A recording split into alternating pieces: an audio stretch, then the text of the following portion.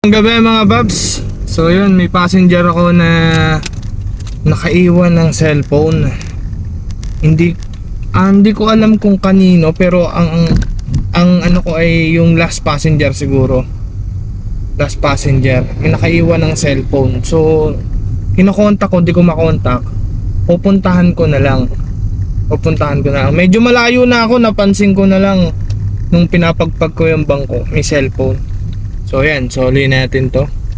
Pupuntahan ko siya sa kanilang bahay. Dito lang naman yan sa Cainta. Yung book na to, from MOA to Cainta, Greenland, no? So yun, pupuntahan ko ngayon. Isusure ko lang, tatanungin ko lang kung kanila talaga yung cellphone. Parang bata ang may-ari eh. So yun, try natin, puntahan ko. So yun mga paps, nandito na ako sa address na kanina. I'm not sure lang kung eto pa rin, pero kanina parang ito naman yun.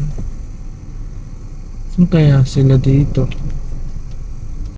Tignan natin kung dito Pay Valdez 210.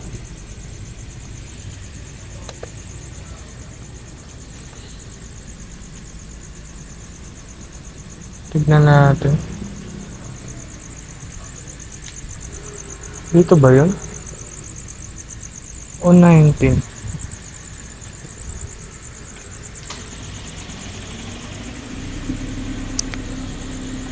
O baka naman dito.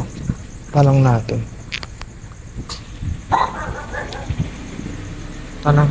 Baka dito.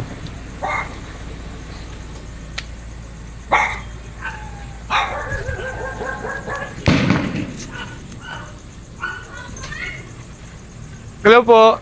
Sir, tanong ko lang, may nakaiwan ng cellphone? Cellphone? Ay, sasabi mo. Ayun. Sige po, naiwan yung cellphone. Hindi, naiwan yung cellphone niya. Sorry po. Sige po, thank you po.